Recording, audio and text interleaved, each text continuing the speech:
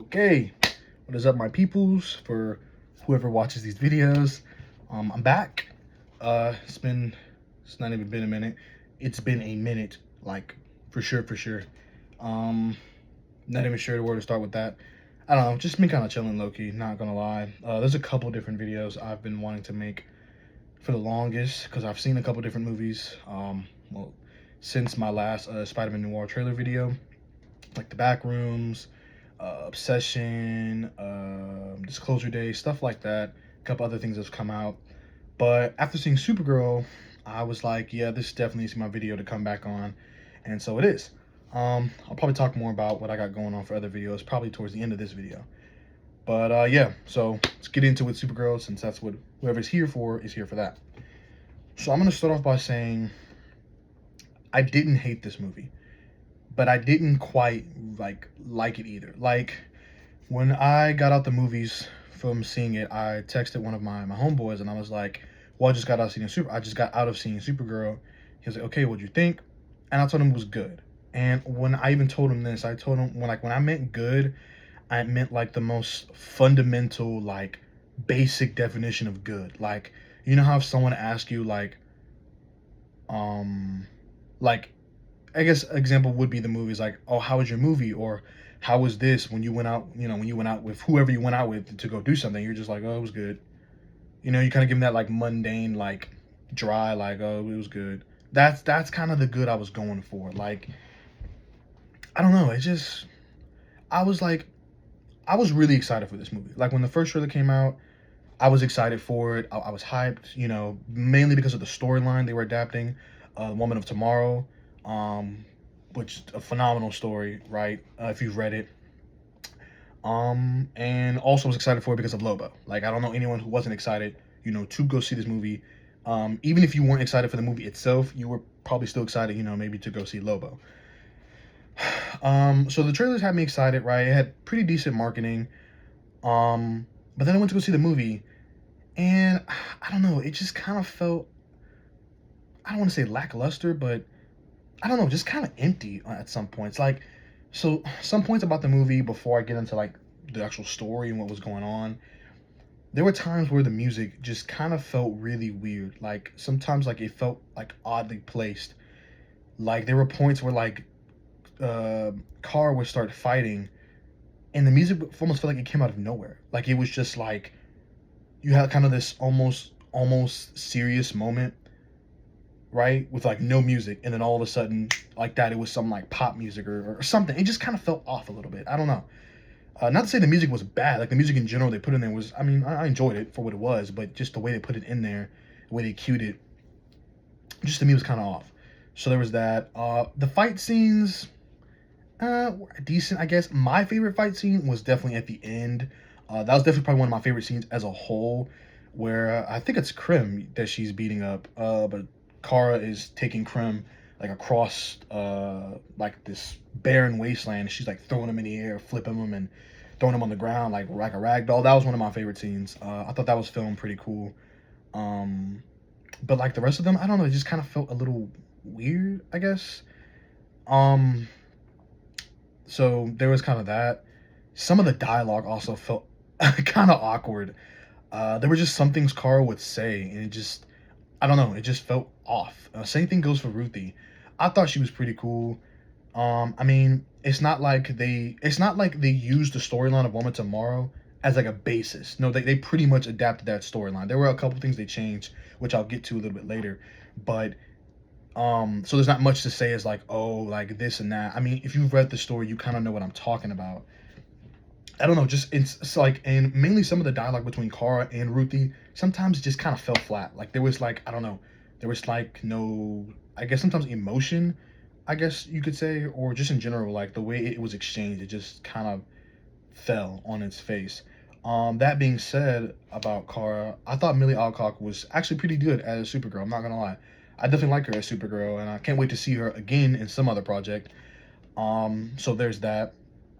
I thought Ruthie was decent. Sometimes well, no, with Kara, sometimes it almost felt kind of annoying when she kept trying to stop Ruthie, but I get why. I even told that to my mom. afterwards, and she was like, why she didn't just let her kill, Krim. And I told her, why or whatever. But there were some times where it just kind of felt like when she was gonna kill Krim on that one planet. After they had kidnapped all those girls, and they had that huge argument, like, why did you get in my way, type deal or whatever. And Carl was like, you can't become, like you're gonna like fill your heart with hatred, and that's all you're gonna be for the rest of your life, or whatever, right? That kind of was annoying, but I get why, or whatever. Um, so yeah, that there was kind of that. Like I said, I thought she was pretty decent. Um, David Corns with the Superman was awesome, man. I feel like he gets better every time I see him. Has me like him being in the movie, like his scenes and stuff, have me very excited for Man of Tomorrow. Cannot wait for that movie. Oh, Supergirl's backstory. That's one of my better points for this movie. That I thought was executed very beautifully. Pretty much all of it, to a degree. There were some things that they changed, which I'm gonna get to right after this. But I thought those were like the best parts of the movie for sure. Like if there were any really good solid parts, it would have to be Kara's backstory and Lobo. Every time Lobo popped up on screen, it was awesome, bro. Like he almost stole like the scene when he was on, at some point. But to get to Kara's backstory, so in the movie, or I guess I'll go with the comics first. So in the comics, I don't know how many people know this, but well, first off, of course, you watch the movie, Kara and Kal-El are cousins, right? There are probably a couple people who went in there not knowing that, right? It is what it is. But what a lot of people probably also don't know is that Kara is actually older than Kal, and they kind of touch on that in the movie, sort of, but they don't like outright say it. I think they actually allude to it not being the case in the DCU that um I don't know, like there was some like dialogue that made it seem like they were trying to say no, Cal's older than Kara, which in the comics isn't the case. Cal was sent as a baby, which I assume that was the same way in the DCU, if I'm not mistaken. I don't know. I remember hearing dialogue in the Supergirl movie that just kind of almost like said as of like, well, no, he's older. But anyways, comics wise, we know he was sent as a baby, and Kara was sent when she was like a teenager. She was sent when she was like 14 or 15, right?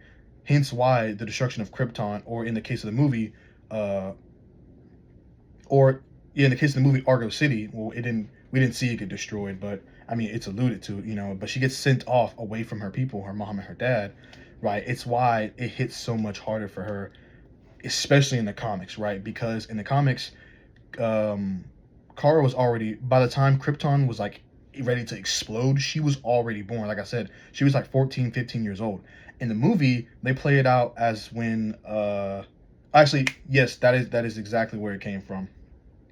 My bad. I remember now. Yeah, Kara is younger than him in the DCU. My bad. Totally forgot that part. Sorry, guys. But yeah, she is older than him because by the time he's launched off, she's not even born yet, which kind of caught me off guard because I was wondering when her mom and her dad were like running around. I was like, well, where's Kara, right? And then eventually she talked about it and she was like, okay, well then I was born after this, and I was like, oh, okay. So I totally forgot about that. But back to what I was saying about her backstory.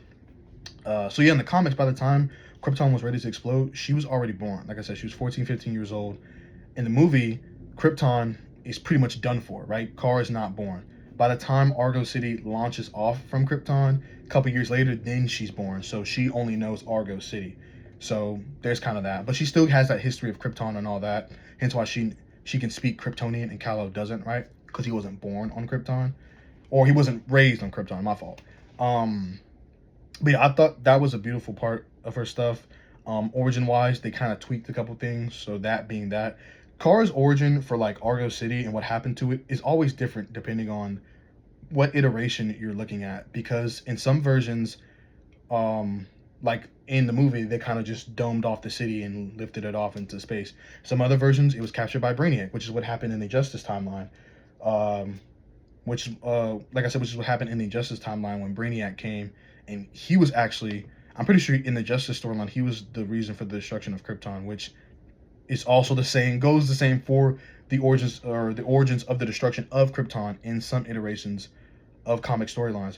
Brainiac came to Krypton, kind of like sent out his drones or whatever, you know, doomed the city, or the planet, and it took cities with it. For instance, the bottle city of Kandor, which was the capital of Krypton, or in this case, the bottle Argo City, which, as far as we know, is probably destroyed most likely. They could try to do a storyline where they're still out there. They do that in some iterations. I believe they did in the Justice storyline where it's just like a little bottle city that Brainiac has. Hell, maybe it'll feed into Man of Tomorrow since Brainiac's supposed to be the main villain. But with all that said, I thought that was one of the strongest points of the movie.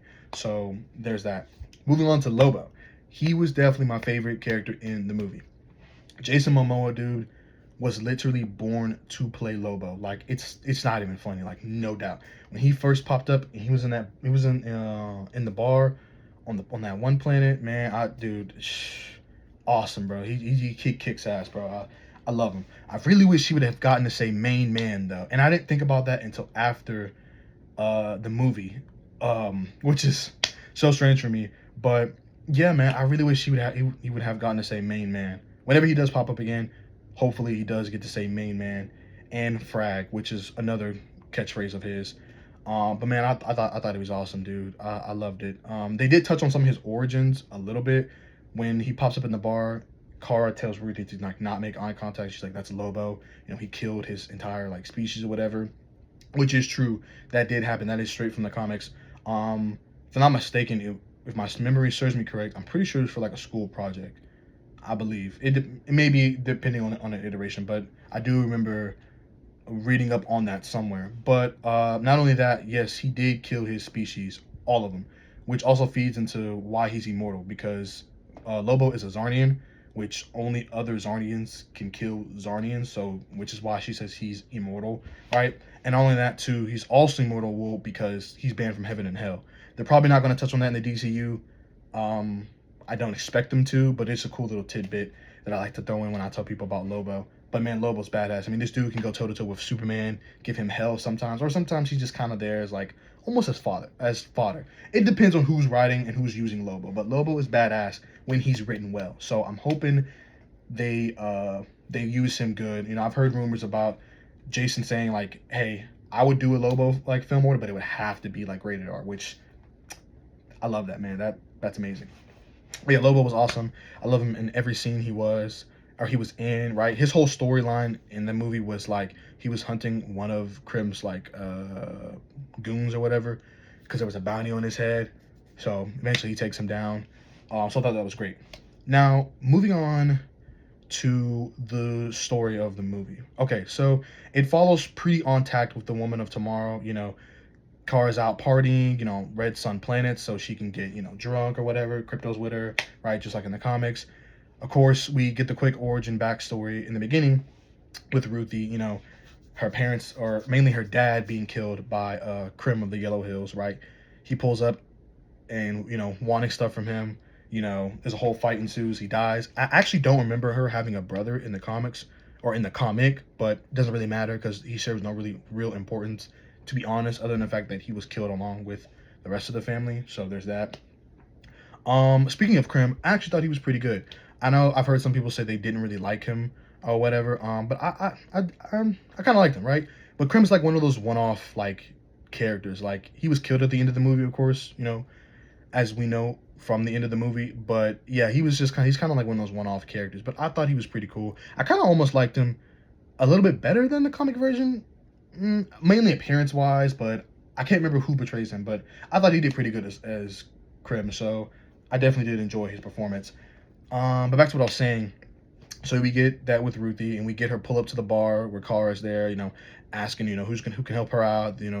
She'll gift them her father's sword or whatever. Of course, Kara declines, but then eventually, is agreeing to go hunt down Krim because she needs the antidote for Krypto, since Krypto got shot with the poison arrow, and that leads to their whole adventures across the galaxy or whatever, right?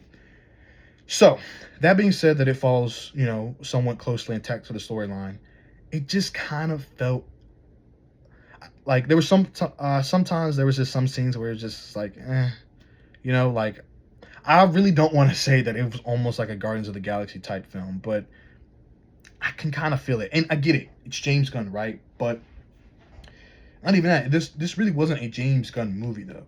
Like I've read about that, after seeing the movie, that he kind of saw the script and was like, "Oh yeah, this is ready. Like, it's good to go. Like, this is the best like ever." Like, I'm pretty sure he actually postponed a couple other projects for the Supergirl movie, which completely amazed me because of the film not doing so well. And I don't know, it just the movie kind of felt just off a little bit. Like there was something almost missing, but it just I don't know. Like, and it sucks because the Woman of Tomorrow story is so good. Like, it really hits home like the whole grief and all of it all for Kara, which it did hit home on that. But just when when the movie wasn't focusing on that, it didn't feel. I don't know. The movie just didn't feel right when it was focusing on Kara and her backstory. I was really loving it. Right. Not to say I didn't love. I didn't. There weren't parts of the film I didn't enjoy that didn't cover Kara, obviously. But I don't know. It just felt strongest when it was covering what was going on with Kara and her whole like getting Ruthie not to kill or whatever. Right. Another point I want to touch on is the thing with the the brigands like abducting girls to continue on their brigand lineage, right?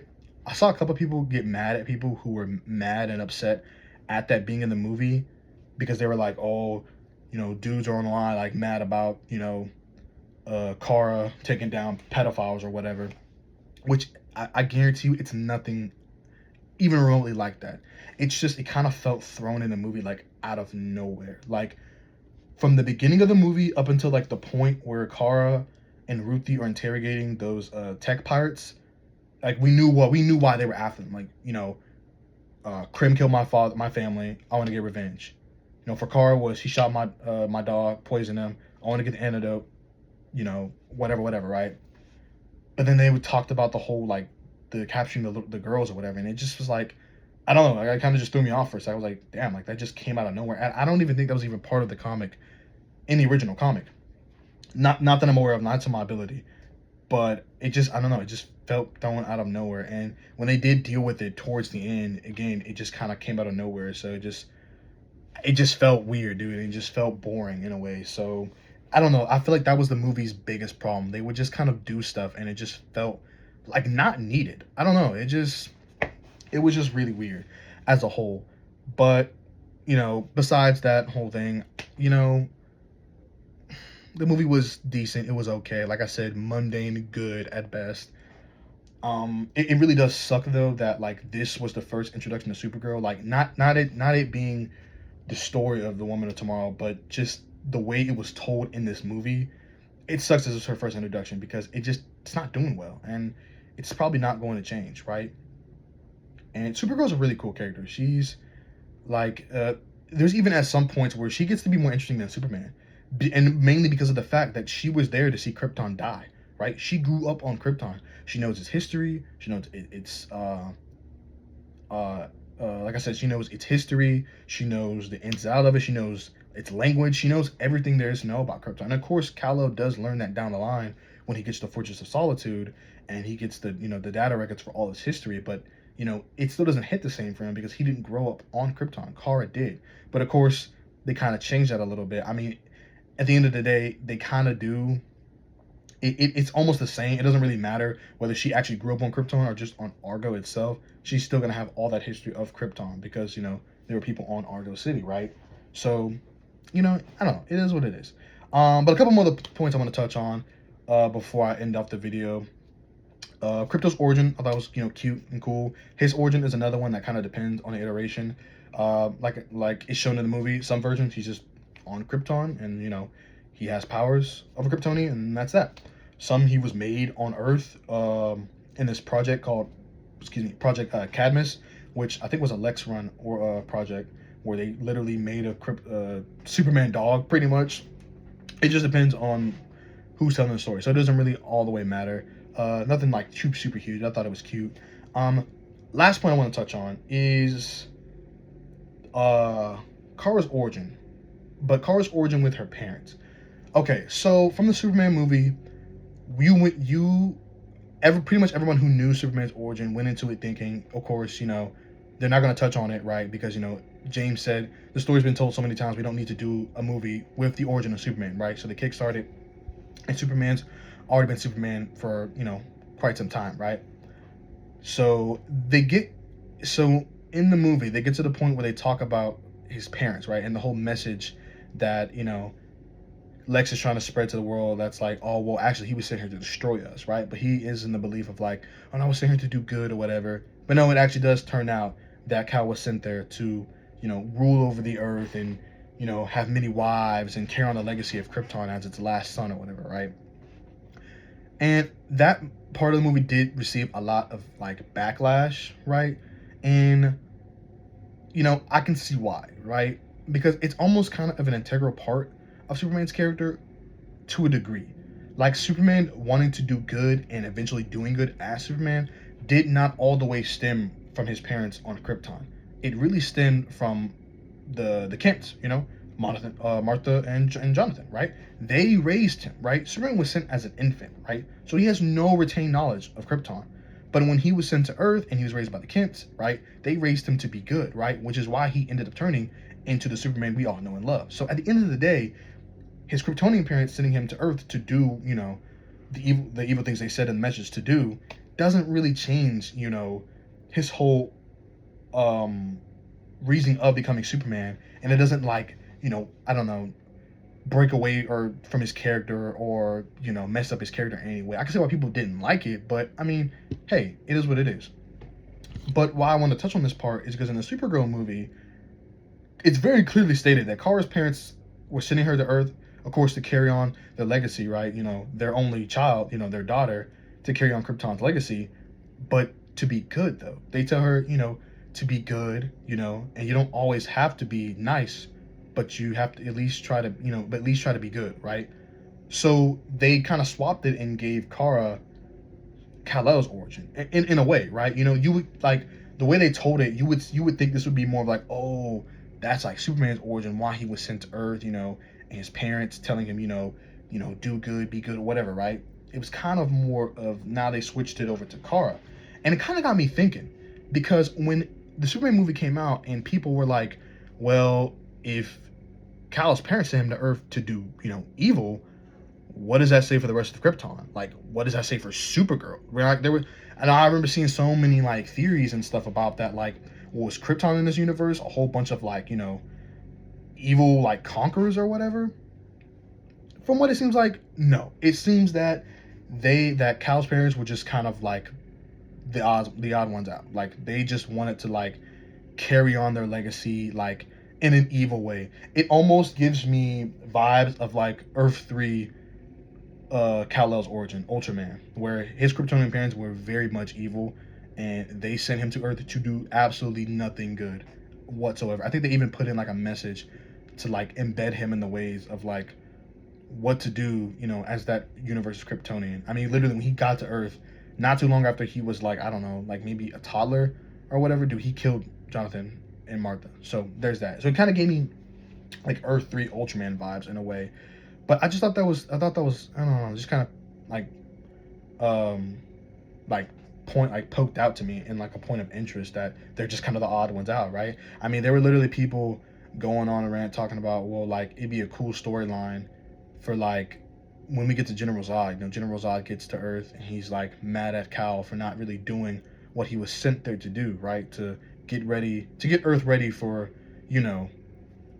Krypton's, new birth. Almost kind of like, I guess if you want to compare it to something new, like, Conquest with Mark in Invincible, right?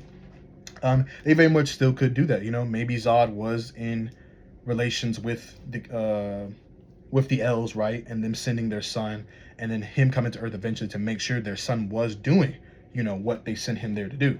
Ooh, maybe that's what we're gonna do for General Zod. I don't know. Hire me for the movie. I got you, James Gunn. But no, all jokes aside, though, I just thought that was interesting. My final thoughts before I close out the video. Again, like I said, I thought the movie was decent. I thought it had it good. It had its good and its bad.